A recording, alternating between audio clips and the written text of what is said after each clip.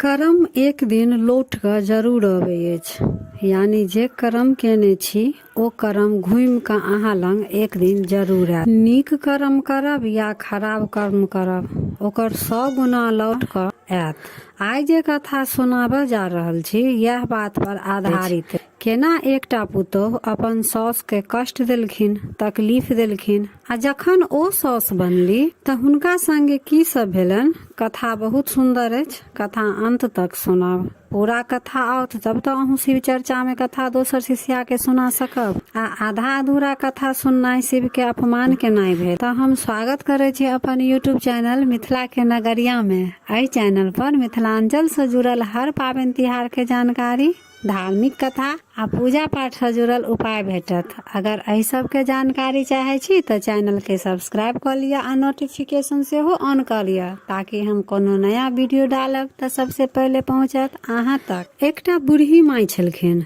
बूढ़ी माई महादेव के परम भक्त रहती।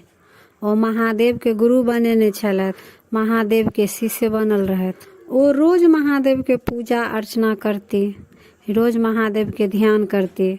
बूढ़ी माई के एकटा बेटा रहन।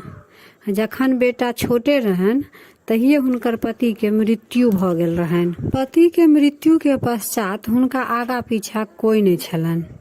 बहुत कष्ट से मेहनत मजदूरी क क अपन बेटा के पोषण पालन केलखिन, लेकिन हुनका पर महादेव के कृपा छलन। त बेटा पढ़े लिखे में खूब तेज छलन।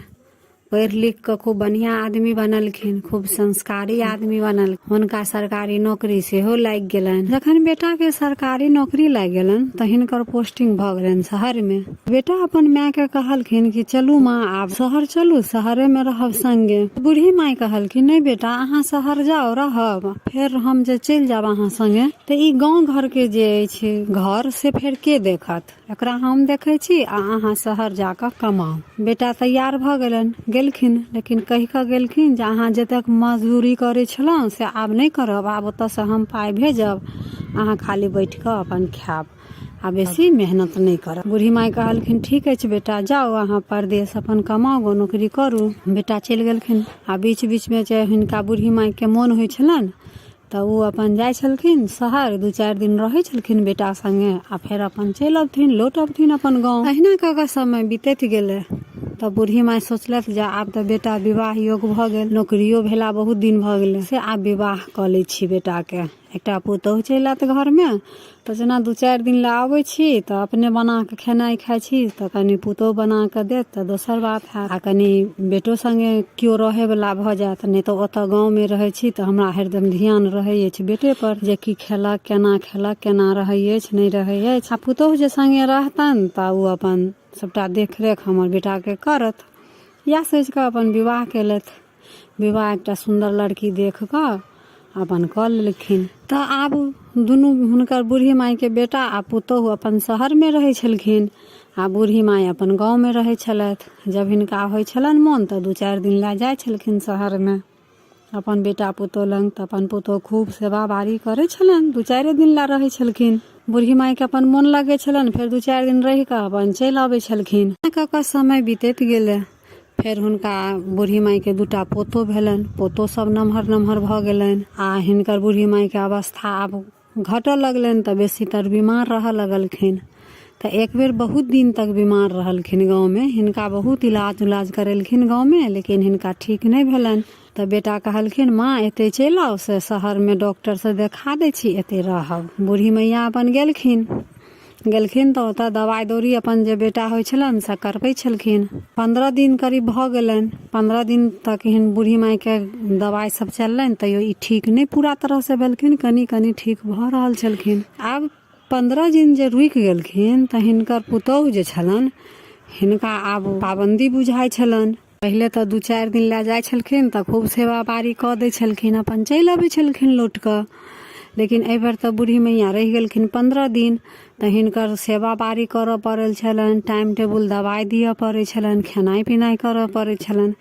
तऽ पुतोहु के एहि बेर बड्ड तामस उठैत रहै छलन बूढ़ी मैया पर, लेकिन ओ बजती तऽ बजती की। ना कऽ कऽ 15-20 दिन गुजरल। तब बेटा के कोनो दोसर शहर में ऑफिस के काम से काम पड़ि गेलन। ओ आबि कऽ कहलखिन जे माँ हम अपन आब जा रहल छी कामसँ, ऑफिस के कामसँ, से हमरा कुछ दिन लागत बाहर, से अहाँ सब अपन ठीक से रहब। अपन ओ पत्नियों के समझा गेलखिन जे टाइम टेबल माँ के दवाई देबै, सेवा बारी करब, खाना पीना पर ध्यान देबै, सब कुछ अपन समझा कऽ चलि गेलखिन। हिनकर पुतोह के, बूढ़ी मैया के जे पुतोह छलखिन हुनका तऽ तामस उठै छलनि आब बूढ़ी मैया पर, जे एते दिन आब एतऽ रहि गेली, हमरा सबटा करऽ पड़ै अछि। पहिले जे नहीं रहथिन तऽ जेना मोन तेना अपन रहथिन, जे मोन से करथिन। आब तऽ बूढ़ी मैया छलखिन तऽ हिनका सब कुछ पर पाबंदी लगऽ लगलनि। तऽ जखन आब बेटा जे चलि गेलखिन तऽ बूढ़ी मैया के दोसर शहर ऑफिस के काम से, तऽ हिनकर पुतोह के तऽ आब फबि गेलनि, बेटा तऽ छलनि ने बूढ़ी मैया के। तऽ ई धीरे धीरे सब काम घर के अढ़बऽ लगलखिन बूढ़ी मैया के, जे मैया कनी ई काम कऽ लिअ, माँ कनी ई काम कऽ लिअ। एहिना करैत करैत धीरे धीरे घर के सारा काम आ बूढ़ी मैया से करबऽ लगलखिन। बूढ़ी मैया कनिए काम करथिन तऽ थकि जाथिन, तऽ सेहो लए ताना मारै छलखिन हुनकर पुतोह, जे कनिए काम करै छी माँ आ अहाँ थकि जाइ छी, से बैठ कऽ तऽ खाइ छी, एते दिन तऽ बैठे कऽ खेलहुँ, एते दवाई करेलहुँ तैयो ने अहाँके मोन ठीक भेल। रंग बिरंग के ताना मारै छलखिन। लेकिन आब बूढ़ी मैया करती तऽ करती की, सोचै छलखिन आब बेटा आओत तब तऽ हम अपन गाँव चलि जायब। बूढ़ी मैया अपन मने मने सोचै छलखिन जब बेटा आओत तब अपन गाँव चलि जायब। के जो कुछ कहै नहीं छलखिन बूढ़ी मैया, तऽ पुतोह के मोन बढ़ल जाइ छलनि। गर्मी के समय रहे तऽ एकटा झोला थमा देलखिन अपन साउस के, बूढ़ी मैया के, हुनकर पुतोह, आ कहलखिन माँ जी जाओ बाजार से सब्जी लो आउ तब सब्जी बनत। बूढ़ी मैया कहलखिन कनिया हमरा तऽ बड्ड मोन खराब लगै अछि, से जाओ अपने से लो आउ, हमरा नहीं हैत जायल, से आइ बड्ड रौदो उगल छै। पुतोह के तऽ तरवा के लहर एकदम मगज पर चढ़ि गेलनि, जे ई मना कऽ देलथि काम करे से। ओ खूब एकदम खिसियात कहलखिन, तामसे कहलखिन जे नहीं आनब जाबे तक, ताबे तक नहीं बनत खेनाई, से जाकऽ पहिले सब्जी लऽ कऽ आउ। से एतेक हरदम कोनो काम अहाँके कहै छी तऽ अहाँ हरदम कहैत रहै छी जे हमरा मोने खराब अछि, मोने खराब अछि। खूब पुतोह हुनकर बाजऽ लगलनि। बूढ़ी मैया झोला उठेलखिन आ चलि गेलखिन बाजार, बाजार से सब्जी अनलखिन। ओहि दिन बड्ड रौद रहे, हिनका रौद लागि गेलनि। आ जे रूम में ई रहै छलखिन, जे कमरा में रहै छलखिन, ओहिमे का पंखा खराब रहे। तऽ ई सोचलखिन जे चलि जाइ छी बेटा के रूम में, तऽ एसी लागल अछि, ओहिमे जाकऽ कनी ठंडा लै छी। तऽ अपन बेटा के रूम में गेलखिन, अपन बिस्तर पर लेट गेलखिन। आब हुनकर पुतोह जे एलनि रूम में, देखलखिन हमर साउस सुतल अछि हमर बिछौन पर, हिनका तऽ ताम से मोन आन्हर भऽ गेलनि। ओ सोचऽ लगलथि जे कोन एहन बात कहियनि जे हमर रूम में एनाइ बंद कऽ देथिन। वो कुछ सोच कऽ कनी देर के बाद कहै छनि माँ जी हमर कंगन नहीं भेटै अछि, से कंगन अहीं चोरेलहुँ की? बूढ़ी माँ कहलखिन जे कनिया हम अहाँके कंगन लऽ कऽ की करब, हम केकरा देब, अहाँ छोड़ि कऽ हमरा के अछि जे हम कंगन चोरायब आ ओकरा हम ओ कंगन देब। हुनकर पुतोह कहै छनि नहीं माँ जी अहीं चोरेने हैब, से अहीं हमरा रूम में जाय अबै छी, नहीं तऽ और दोसर केओ तऽ नहीं अबै अछि जे हमर कंगन चोरा लेत। एकदम इल्जाम लगबऽ लगलखिन। तऽ बूढ़ी मैया छलखिन ओ खूब काना बाजऽ लगलखिन, नहीं कनिया हम नहीं लेलहुँ, हमरा अहाँ छोड़ि के अछि जे हम ओकरा कंगन दऽ एबै, हम नहीं लेलहुँ। तब हुनकर पुतोह एकदम से हंसऽ लगलखिन, कहलखिन माँ जी हमरा जे रूम में आयब तऽ हम एहने एहने इल्जाम लगायब, नहीं तऽ अहाँ अपन रूम में बैठल रहू। बूढ़ी मैया अपन चलि गेलखिन अपन रूम में उठि कऽ, आ खूब कानै छलखिन जे देखू एहि पुतोह के हम कतेक सपना देखने रहौं जे पुतोह आओत तऽ हमरा एना सेवा करत, ओना सेवा करत, आ देखू केहन केहन इल्जाम लगबै छथि। खूब अपन कानै छलखिन, कानि कऽ अपन मोन के शांत केलथि। फेर 2-4 दिन कहुना कटल तऽ हुनकर बेटा शहर से एलखिन, तऽ बेटा के कहलखिन बौआ हमरा गाँव दऽ आउ, से हम गाँव में रहब। बेटा कहलखिन किया माँ किया जायब अहाँ, से एतऽ कोई कष्ट देलक अहाँके पोता सब सेवा नहीं करै छल, पुतोह सब खाना नहीं देलक टाइम टेबुल? तऽ कहलखिन नहीं बेटा सब बड्ड नीक अछि, पुतोह बड़ नीक अछि, पुतोहो बड़ नीक अछि। गाँव के जे घर अछि तकरा के देख रेख करत, हम जाइ छी गाँव के घर देख रेख करब, आ हमरा शहर में नहीं नीक लगै अछि। माँ खूब एकदम जिद करऽ लगलखिन बूढ़ी मैया जे नहीं हम घर जेबे करब। बेटा विवश भऽ गेलखिन, बेटा के तऽ मोन नहीं छलनि जे जाय माँ हमर एतऽ से।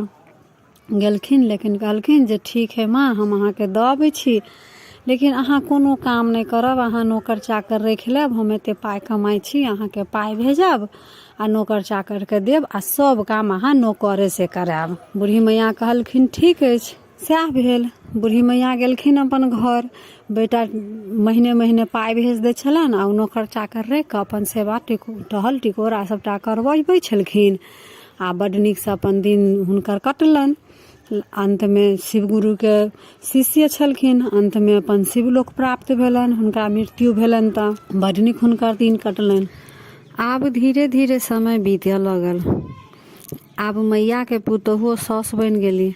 पुतोह के बड़का बेटा विदेश में बसि गेलनि आ छोटका बेटा के संगे वएह शहर में वएह घर में रह लगली। बूढ़ी मैया के बेटा के सेहो मृत्यु भऽ गेल छलनि। तऽ घर में सास पुतोह आ बेटा रहै छलखिन। जब नया नया पुतोह एलनि तऽ बड़ नीकसँ रहै छलखिन। बड़ नीकसँ अपन सास पुतोह में मेल रहै छलनि। समय के साथ फिर वएह बात शुरू भऽ गेल। एक संगे रहैत रहैत सास आ पुतोह के रिश्ता खराब हुअ लागल। समय के फिर वएह चक्रव्यूह आबि गेल। पुतोह जे छलनि अपन साससँ घर के सब काम करबऽ लगलखिन। हुनकर छोटका बेटा जे रहनि ओहो अपन माय के कोनो परवाह नहीं करै छलखिन आ नहीं कहल मानै छलखिन। जे घरवाली कहनि वएह बुझथिन। आब सास के अवस्था घटऽ लगलनि। इहो बीमार रहऽ लगलखिन। पुतोह के कोनो चिंता नहीं रहनि आ बेटा के सेहो कोनो चिंता अपन नहीं रहनि माय के प्रति। सब अपना अपना में मस्त छलथि। गर्मी के समय रहे, खूब रौदा उगल रहे। पुतोह एकटा झोला आनलखिन आ हाथ में थमा देलखिन आ कहलखिन, माँ जी कनी बाजार से राशन लऽ आउ तखन न खाना बनत। सास के मन नहीं ठीक लगै छलनि। ओ कहलखिन, कनिया हमरा मोन नहीं नीक लगै अछि। से बौआ छेबे करैत घर पर, हुनके से मंगवा लिया। आइ राशन आइ उहे लऽ औता। बेटा सुनलखिन, खूब ताम से अपन माय के कहै छनि, भरि दिन तऽ बैसले रहै छी, तैयो अहाँके हरदम मोने खराब लगैत रहै अछि। जाउ आ राशन आनि दियौ तब खाना बनत। सास बेचारी की करती, उठली, झोला लेली हाथ में आ रौदा में विदा भऽ गेली। राशन लऽ कऽ जखन एलखिन तऽ बड्ड हुनका रौद लागि गेलनि। अपन रूम में गेलखिन तऽ ओतऽ पंखा खराबे रहनि। बहुत दिन से बेटा के कहै छलनि जे बौआ पंखा ठीक करवा ला, लेकिन ओ करबेने नहीं छलखिन। कोनो माय के हुनका परवाहे नहीं रहनि, अपन नहीं करबेने छलखिन। पंखा खराबे रहे तऽ पुतोह उ जे सास छलखिन से सोचलखिन जे चलि जाइ छी अपन बेटे के रूम में रहै छी। जाबे पुतोह नहीं रहनि तऽ बेसी देर तऽ अपन बेटे के रूम में रहै छलखिन। तऽ सोचलखिन जाइ छी ओते जाकऽ अपन कनी ठंडा लै छी। रूम में एसी लागल रहे। पहले तऽ वएह रूम में उ रहै छलखिन आ जे रूम में उ अखन अपने रहै छलखिन ओइ रूम में हुनकर सास रहै छलनि। फेर समय के वएह फेर एलै। जे घर में एसी लागल रहनि फेर हुनकर पुतोह रहऽ लगलनि आ जे घर में सास रहै छलखिन ओइ घर में अपने ओ रहऽ लगलथि। तब उ जाकऽ अपन बिस्तर पर लेट गेलखिन। हुनकर पुतोह जे कोनो काम से एलखिन रूम में तऽ देखलखिन सास लेटल अछि। बस ओ ताम से तऽ एकदम आन्हर भऽ गेली आ सोचऽ लगली जे फेर आबी कोन हिनका गप एहन कहियनि जे ई फेर हमर रूम में अबैत ने पैर नहीं रखैत। तऽ ओ कहै छनि, माँ जी हमर झुमका नहीं भेटै अछि बहुत दिन से अहाँ लेलहुँ की? पुतोह के